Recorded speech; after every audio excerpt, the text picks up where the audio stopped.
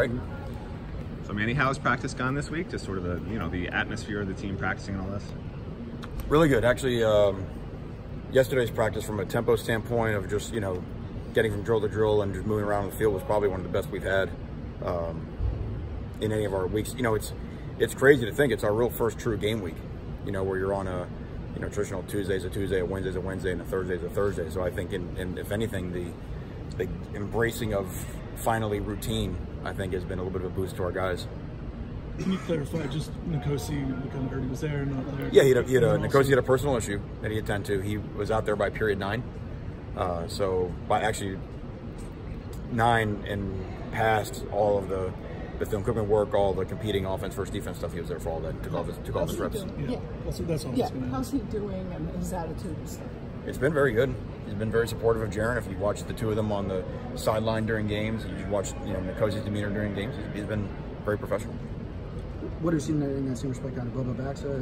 Is his confidence still up after The beginning part of the question? Oh, with Bubba Baxa? Right. Yeah, is his confidence still up after last game? And what have you seen? Well, that's the hardest part, right?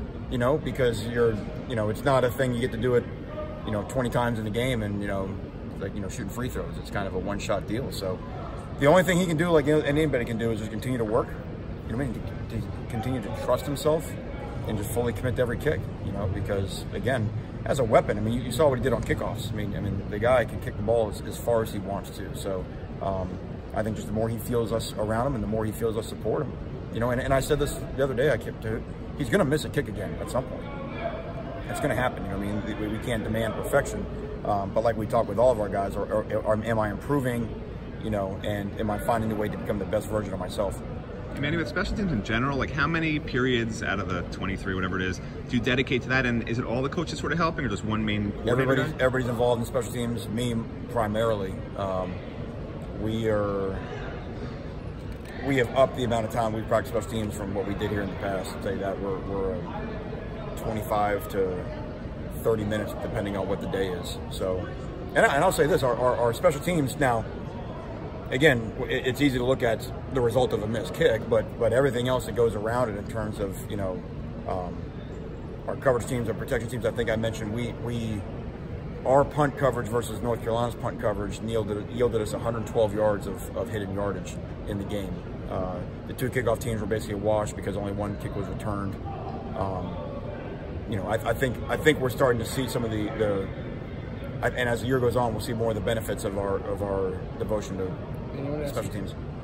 I want to ask you about stopping the run and running the football. We talked a lot about that this week already, but in particular, and I know it's a small sample size, just 2 games, but up the middle, particularly, teams have not had very much success running up the middle.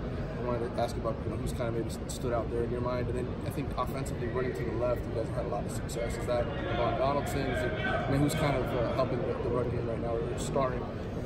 Well, starting defensively, obviously that's the main thing we pride ourselves defensively, is being hard to run the ball against, and we were a year ago. And like you mentioned, we're off to 2 great starts. That's why the fourth quarter was so disappointing, is that what got them going out of their own half of the field was run game, which had been non-existent. And when they weren't running the football, they weren't moving the football against us. Part of that, though, was because they were having some success with some matchups and coverage down the field. And it's like anything else, if you have to, devote a little more help to that loosens you up on your run fits. So, but defensively, we're very happy with the way we started with our rush defense. I think John Ford jumping in there has really been stout. Obviously, we know the linebackers.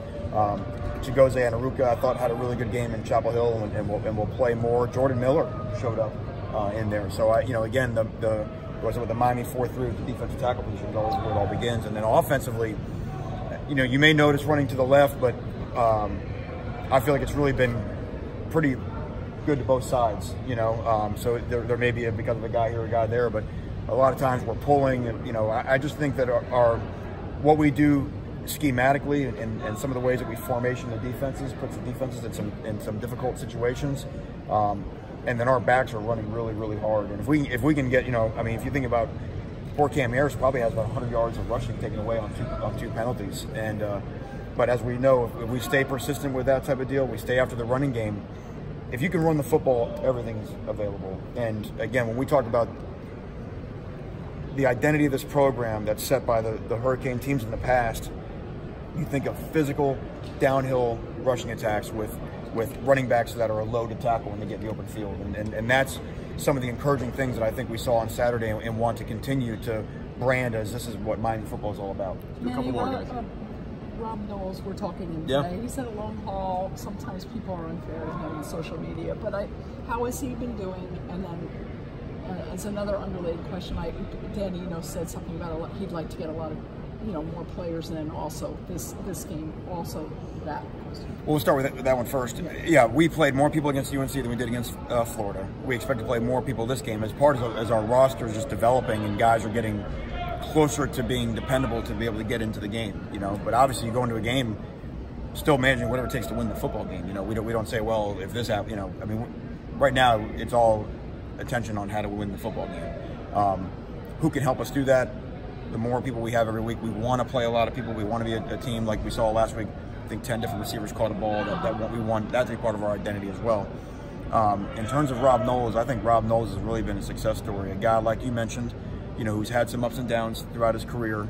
But here's the rare thing, right? A guy that stayed, right? A guy that loves Miami. That in this day and age, everyone in the outside world would say transfer, go somewhere else, do something else, and he loves Miami. He hasn't done that, and the way that he works and the way that he played on Saturday, he was able to go in the game. You can just see the difference between older guys and younger guys, and his demeanor, his urgency. I think he calmed the secondary down when he went in there because obviously we were a little rattled in the first quarter of that game. And he's always been an A+ in terms of tackling and just getting the football and getting it on the ground. Because those safety tackles, you take it for granted, but if he misses, it's going to be a problem. So I'm very happy to see Rob getting more of a role and having more success. Jaron posted he received a team award for his performance against UNC. Just if you could break down what your system is for rewarding players. I don't know where that came from. I don't know. Oh, on his Instagram story. Yeah. No, I know. I saw the story, but I don't know who's awarded. Oh, okay. That wasn't what you were saying. Maybe Instagram Player of the Week. I don't know. I mean, you just spoke on playing more guys and things like that. Can you speak on maybe getting those guys getting opportunities, take advantage of what you're hoping to see if they do get opportunities, how they'll take advantage? Well, that's the whole point, is that no matter, we always, in practice you have like ones and twos, but when we go play, there's no ones and twos. I mean, we have 11 guys who can play at a time. So guys that want to play need to play well, and they need to get in the game and show why they need to play more, and that's all a part of it. So, and that happened last week. Guys played more, show that they might warrant more playing time, and that's all part that's all part of as we know there's a long year, we know we have a very young team, so we want to be a team that individually a lot of guys improve as the year goes on, and that improves us as a team as the year goes on. Does that include quarterbacks? That would include every position would be involved in that. Can I ask you about the improvement you've seen from Lewis Headley?